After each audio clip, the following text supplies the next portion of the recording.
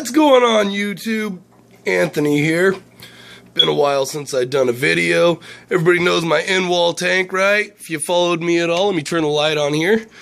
This tank's been in this wall. It's a 29 gallon for quite a while, and you know, it's been so many different things, and I almost pulled it out recently to replace it with a new 29 because see these scratches and the $1 per gallon sale at Petco, but I was like, you know what, let's give this bad boy one more run through. So I did a low tech play. I'm sick. I've been homesick for a couple days now. I feel like crap. I kind of set this up over the last, I don't know, 2, 3, 4 days, whatever, little by little. Look, see back there? I didn't scrape off the algae from the old tank. I got most of it, but I missed it. Sorry. I get angry sometimes. Anyways, so I just set it up as a low-tech planted tank. Just running a couple of CFLs. Everybody knows I like those spiral CFLs. And I put all of my Ember Tetras in here, which just, I love these fish, man. I cannot tell you how much I love Ember Tetras. Go get some freaking Ember Tetras. They're awesome. They're just gorgeous. Little orange fish. The contrast on the green, to me, is just phenomenal. They are, I don't know if they are, I think they are complementary colors. If you look at the color wheel or you attended any art schooling at all, even back in grade school, complementary colors, orange and green, I believe. I know blue and yellow. Yeah, I'm pretty sure. Anyways, yeah, so I just set up this little low-tech tank, kind of just some plants I had laying around that I threw in one tank or threw in another tank, and I just pulled them out. Started some dwarf hair grass down here. Sorry about the picture quality and moving around so much. Let me slow it on down. Got some of that moss that you saw me do a video on attached to a rock back there. Freshly attached to a rock right here.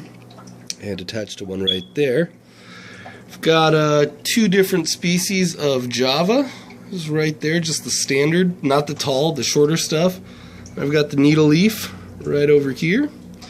2 different species of Anubias. I've got the regular sized Bertari right here, as well as back there. And then I've got the Nana Bertari, I believe is what it's called, here and over here. You can see I've got various cryptocorn or cryptocorine or whatever. I don't know how to say it. All throughout here, all over into the back there. And back here I've got a pretty rad couple of swords. Sorry, there's still some floating crap, and the tank just got set up, finished set up yesterday. This is actually the first photo period it's had, so if everything looks like crap, that's the reason why. But yeah, I've got this Parva Floris, I think it's called. It's the Tropica sword. There's one there. And you can just kind of see the tips of the leaves right above my finger there, back there. And then this one, which is the Melon sword, which is it's Osiris. There's several of them that are called the Melon sword, but this is the Osiris, the Econodorus Osiris.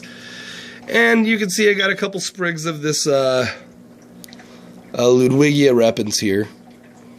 And then in the very back I have Cryptocorn retrospiralis, I believe is what that is called.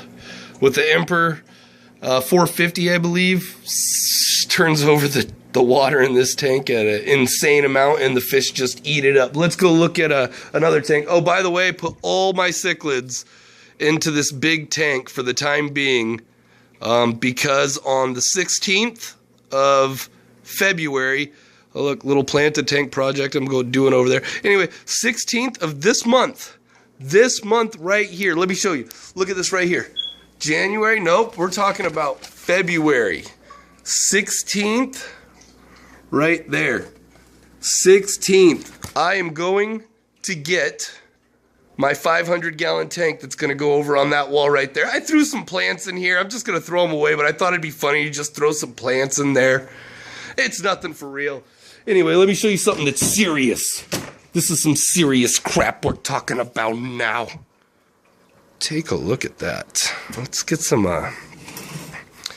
distractions out of the way here. This is that little 7.1 gallon Aquatop that I set up a while back. I've kind of changed the wood on it a little bit. here and there, but it's growing in really nicely. I really like what it's doing. As Mr. Mom would say, I agree with what it is doing.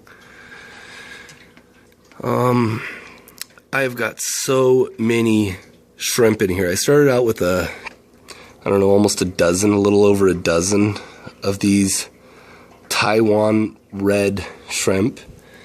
You can see them periodically here and there. There's another one down there. Some Japonica right there. Oh, and Physidens. Ooh, Physidens. Everybody freaks out. Oh my gosh, Physidens. That's awesome. Mini Pelia is attached to the stone back there. You can kind of see it. It's there. Some crypts back here. Sawtooth Hygro, just freaking killing it in this tank. It sucked in my high-tech tank and is doing phenomenally in this tank. This Sawtooth Hygro, man, let me tell you, this is a awesome plant. It grows so slow and keeps such a phenomenal shape and color. I can't say enough good things about it.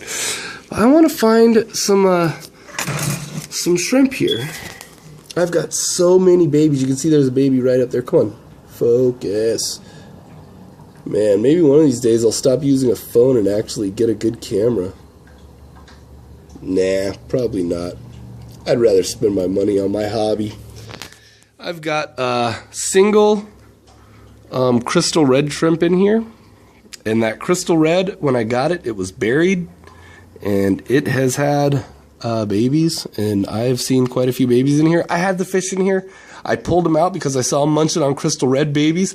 Now I know that fish are going to munch on shrimp babies. I get that. But with only having one female that was buried and just her babies being in here, I kind of have to wait until they get to a good enough size that they're not going to get munched up on by the fish before I add them back in. And then hopefully they'll be able to breed enough to sustain their own population. Got some red root floaters up here.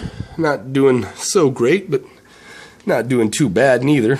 They're reproducing about as fast as they are dying. I don't know why they would be dying, but they're doing all right. Yeah, that's pretty much it.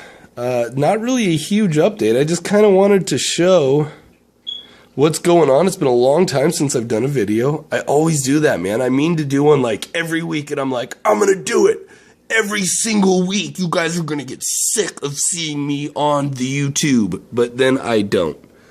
So that happens. I see if I can get this to focus, because there's a little baby crystal red shrimp down here. Oh, there's a RCS that just swam by. Okay, now, gosh dang it, you cannot even see it. Right there, center of, you see two white dots. I'm going to back up so it'll focus. Anyway, you can't even see it. You can check out how this plant's been growing. It's doing pretty good. It's doing pretty good. Everything's doing pretty good in here. Gosh, man, I wish I could just freaking zoom in on this sucker.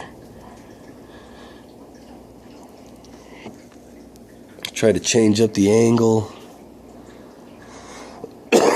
You'll have to excuse my cough. I am sick. I already told you that. Gosh, you can't see it, but there is a, let's see if my finger right there, see at the very tip of my finger, the white and red right there, that's a little baby shrimp. That's a little baby crystal shrimp. They leave these casings behind when they molt, and I was pulling them out, and then I read that you're not supposed to. You're supposed to leave them in there because then they're going to munch on those and use that calcium for their next exoskeleton. Anyways, just wanted to kind of show this tank off and show that new project. I'll do an update when I do another update. How's that sound? Anyway, I appreciate everybody for watching. Oh, I just noticed today I got 2 new subscribers. I'm up to 150 subscribers. That's awesome. Thank you very much, you guys. I appreciate it. I'll do some work with the cichlids soon, too. Thank you very much, and we'll see you next time.